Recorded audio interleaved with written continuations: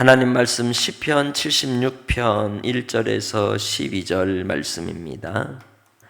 하나님은 유다에 알려지셨으며 그의 이름이 이스라엘에 알려지셨도다. 그의 장막은 살렘에 있으며 그의 처소는 시온에 있도다. 거기에서 그가 화살과 방패와 칼과 전쟁을 없이 하셨도다. 주는 약탈한 산에서 영화로우시며 존귀하시도다. 마음이 강한 자도 가진 것을 빼앗기고 잠에 빠질 것이며 장사들도 모두 그들에게 도움을 줄 손을 만날 수 없도다. 야곱의 하나님이여 주께서 꾸짖으심에 병거와 말이 다 깊이 잠들었나이다. 주께서는 경외받을 이시니 주께서 한 번 노하실 때에 누가 주의 목전에 서리이까. 주께서 하늘에서 판결을 선포하심켜에 땅이 두려워 잠잠하였나니 곧 하나님이 땅의 모든 온유한 자를 구원하시려고 심판하러 일어나신 때로다. 진실로 사람의 노여움은 주를 찬송하게 될 것이요 그 남은 노여움은 주께서 금하시리이다. 너희는 너희와 너희 하나님께서 소원하고 갚으라. 사방에 있는 모든 사람도 마땅히 경외할 이에게 예물을 드릴지로다. 그가 고관들의 실을 꺾으시리니 그는 세상의 왕들에게 두려움이시로다. 아멘. 요즘 이스라엘과 이란 사이에 전쟁을 실시간으로 보면서 어떤 걸 느낍니까? 우리는 눈으로 보지만 그 현장에 있는 사람들이 겪을 그 두려움과 공포가 얼마나 어마어마할까 하는 생각을 하게 됩니다. 전쟁이 단순히 나쁘다라고 말할 수도 있지만 그러나 엄밀한 의미에서 이 시대 속에 우리는 하나님의 나라와 의 그리고 사단의 그 나라의 전쟁임을 분명히 알 수 있습니다. 그것이 비단 눈에 보이는 전쟁으로가 아니라 보이지 않는 영적인 그리고 수많은 개인적인 삶의 영적 전쟁이든 또 나라와 나라의 관계 안에서든 그 속에서 끊임없는 것을 우리는 알고 있습니다. 그럼에도 불구하고 우리가 믿음의 사람들이 깨어있지 않으면 그 속에서 약탈당하고 미혹을 당하고 노략을 당하여 무너지는 인생이 된다는 것을 분명히 알아야 하는 겁니다. 오늘 시편 76편을 통해서 하나님이 어떤 분이신가? 오늘 이 시대 속에 우리도 하나님이 어떤 분이신가를 먼저 전제하고 하루를 살아가기를 원합니다. 하나님은 반드시 마지막에 심판하실 분이시라는 겁니다. 마지막 때가 되면 선악간의 모든 것을 판단하실 하나님을 피할 자가 아무도 없는 겁니다. 믿는 자나 믿지 않는 자나 땅 위에나 땅 아래나 그 모든 피조물에 대한 경배와 찬양을 받으시기에 합당하신 분이 오직 하나님 한 분밖에 없는 줄 믿습니다. 그래서 이 76편의 고백을 통하여 전쟁 속에 환난과 시련을 당하는 그러한 상황 속에서도 오직 하나님밖에 구원의 주가 없으며 마지막에 심판하실 분이심을 선포하는 그 시편의 찬송처럼 우리도 오늘 하루의 삶이 의를 위해 믿음으로 살아갈 때 어려움을 당하고 박해를 받고 시련이 있어도 그 세상 가운데 타협하지는 말자는 겁니다. 마지막에 하나님이 인정하는 사람은 어떤 사람이겠습니까? 끝까지 하나님의 편에 서 있는 사람이라고 할 수 있습니다. 오늘 1절 말씀, 하나님은 유다에 알려지셨으며 그의 이름이 이스라엘에 알려지셨도다라고 찬송합니다. 75편에서도 하나님의 이름이 여호와 이름이 가까우며 그 이름이 많은 사람들 가운데 드러났다고 얘기를 하죠. 76편에서도 여호와의 이름이 이스라엘에 알려짐으로 시작을 하고 있습니다. 하나님이 참 주이시구나라고 모든 사람이 인정을 했다는 겁니다. 아합 왕 때에 엘리야가 그 시대 속에서 어떤가요?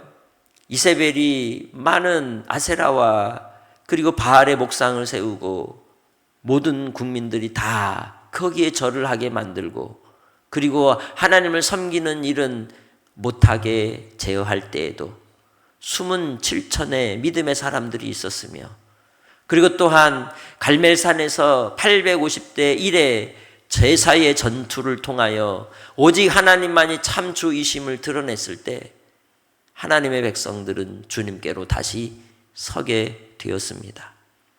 850이 아니라 할지라도 단 한 사람 우리는 하나님은 정말 살아계신 분이시라고 외칠 수 있어야 하는 것 아니겠습니까? 그것이 바로 오늘 본문을 통하여 말씀하는 바입니다. 전쟁 속에 아수르의 패배를 당하고 나라를 빼앗기는 그리고 시련을 당하는 서름 속에서도 오직 하나님의 이름이 이스라엘에 알려지셨도다라고 선포하는 겁니다. 나의 삶을 통해 하나님이 그 이름을 모든 사람이 알게 하시는 은혜가 여러분 안에 있으시기를 주의 이름으로 축복합니다. 그러려면 주님 안에 있어야 하는 겁니다. 주님과 사귐이 있어야 하고 주님 안에서 하나님을 알아가는 기쁨이 있어야 하는 것이죠. 이스라엘에 알려지셨도다라고 할 때 이 이스라엘은 누구의 이름입니까? 본문에 나오듯이 야곱의 이름입니다. 그 야곱의 이름, 곧 야곱을 통하여 12지파를 이루시고 나라를 세우신 하나님께서 그들과 함께 하시고 그들을 보호하시는 약속을 성취하시는 바가 그 이름에 있는 것이죠. 우리는 예수 그리스도의 이름을 믿습니다. 그리고 예수 그리스도의 이름으로 기도하며 예수 그리스도의 이름으로 죽게 하듯 살아가는 하나님의 백성들입니다. 그 예수의 이름이 나를 책임지시며 그 예수의 이름이 나에게 응답하시고 그 예수의 이름이 나를 드러내시고 또한 이끌어 주시는 줄 믿습니다. 그러기에 우리는 주님 안에 거해야 하는 겁니다. 2절 말씀, 그의 장막은 살렘에 있으며 그의 처소는 시온에 있도다. 하나님께서 그들 가운데 함께 하심이 평강 가운데 함께 하시고 은혜 가운데 함께 하심을 이 살렘과 시온의 이름으로 이야기하고 있는 거죠. 이는 곧 하나님의 처소를 다윗 왕이 바로 다윗성 예루살렘에 두게 하고 그리고 그 예루살렘 맞은편에 있는 시온산을 통하여 하나님의 은혜가 임하는 곳, 하나님이 항상 함께 하시는 곳으로서의 평화를 선포하였던 그 믿음의 고백이 자리한 장소인 겁니다. 그 자리는 이제 여러분의 마음인 줄 믿습니다. 여러분의 마음에 주님이 찾아와 주시고 여러분의 마음을 살렘과 시온으로 삼아 그리스도의 평강과 구원의 은혜로 오늘도 살아갈 수 있도록 공급해 주시는 줄 믿습니다. 수가성 여인이 예수님을 만났던 그 자리에서 그가 어두웠던 얼굴이 밝아지고 기쁨과 목마름이 해결되어서 물동이를 버려두고 동네 방네 돌아다니며 나를 아시고 또 구원을 전하시는 주님을 선포하였던 것처럼 내 안에 예수가 계시면 주님께서 나로 말미암아 기쁨을 회복하여 주시는 줄 믿습니다. 하루 오늘 하루를 살 때에도 전쟁의 소리가 있고 요란한 세상의 이러한 모습 속에서도 흔들리지 말아야 될 것이 살렘과 시온인 겁니다. 주의 평강과 은혜를 놓치지 않는 하나님의 백성들이 되시기를 주의 이름으로 축복합니다. 그래서 바로 하나님이 함께 하시는 그곳, 하나님의 능력과 은혜를 베푸시는 그곳을 통하여 하나님이 언약하신 바대로 그곳을 향하여 기도하는 자에게 응답하시고 그곳을 향하여 하나님께 간구하는 자에게 동행해 주시는 주의 약속이 오늘 76편을 통하여 다시 한번 기억하게 하는 겁니다.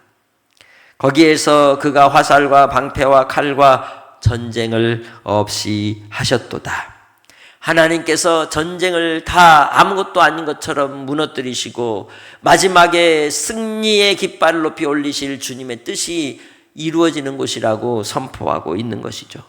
4절, 주는 약탈한 산에서 영화로우시며 존귀하도다.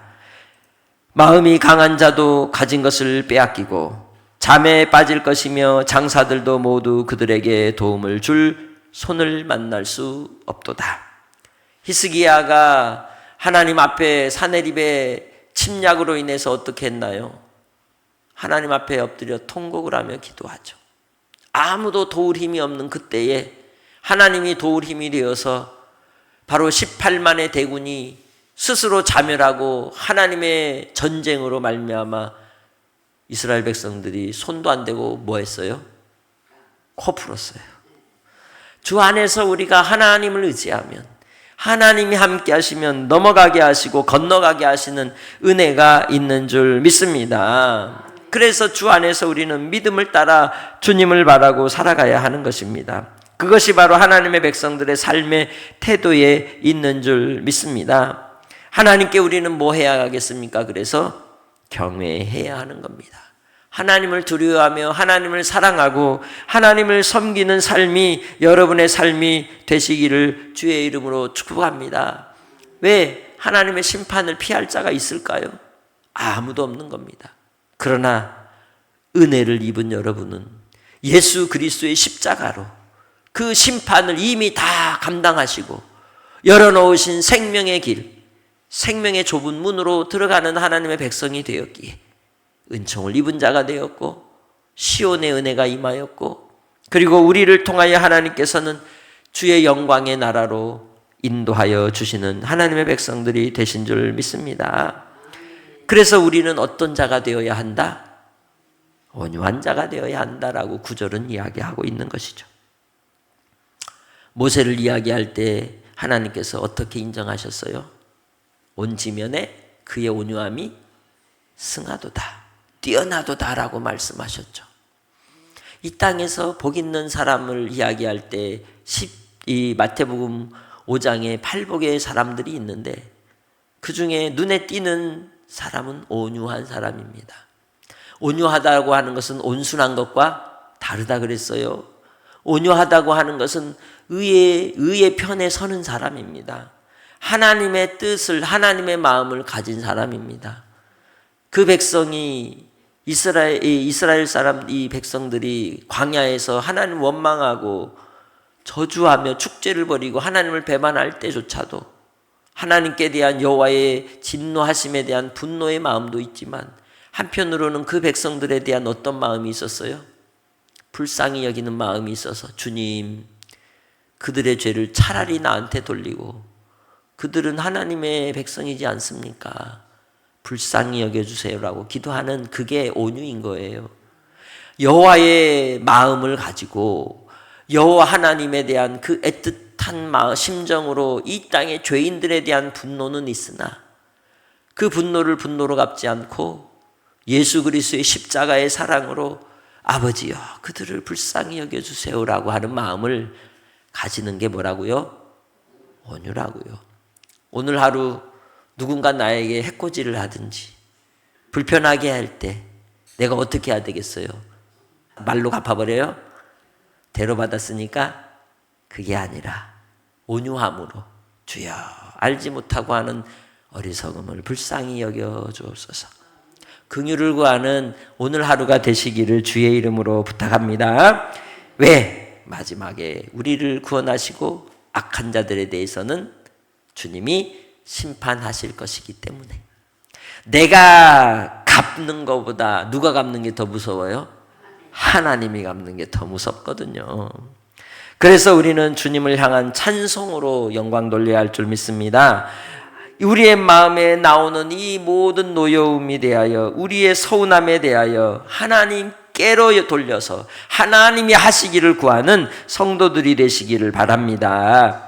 그럴 때 하나님 앞에 우리는 기쁨으로 예배하는 자가 되는 거예요. 기쁨으로 예물을 드린다고 하는 것은 하나님께 나아가 감사하며 하나님의 응답에 대하여 화답하는 태도를 이야기하고 있는 겁니다. 이 모든 고관들의 길을 꺾으신다는 게 무슨 뜻이에요? 돈이, 권력이, 명예가, 힘이 아니라는 거예요. 하나님을 경외함이 힘이라는 거예요. 여호와는 나의 힘이시라. 할렐루야. 오늘 주님 안에서 하루를 살 때 당당하시기 바랍니다. 담대하시기 바랍니다. 한날의 삶이 복이 있는 하나님의 사람으로 한날이 온유를 드러내는 삶이 되시길 주님의 이름으로 축복합니다. 하나님 아버지 감사합니다. 우리를 향한 주의 신실하심을 오늘도 나타내 주시고 말씀을 통하여 우리가 주로 말미암아 기쁨이 있게 하여 주시니 감사합니다. 어떤 상황과 환경 속에서도 하나님을 경외하기에 온유함으로 주님 안에 살게 하시고 아버지의 뜻이 이 땅에 이루어지기까지 주님의 시온이 주의 살렘이 우리의 평강과 은혜가 되게 하여 주옵소서. 한량없으신 사랑으로 오늘도 주 앞에 나와 기도하는 기도를 들으시고 또 사랑하는 성도들의 삶의 자리에 영광의 꽃이 피게 하시고 또한 여러 형편과 사정 가운데 있는 환우들을 기억하여 주시고 아버지 하나님 고쳐 주옵소서. 또 아버지 안에 치료받을 영혼들 또 수술하는 이들이 있을진데 그들의 몸도 또 그들의 마음도 깨끗하게 해주시고 또 여러 상황으로 인해 아파하는 이들의 마음도 어루만져 주셔서 회복의 역사가 있게 하옵소서. 감사 영광 돌리옵고 예수님의 이름으로 기도합니다. 아멘.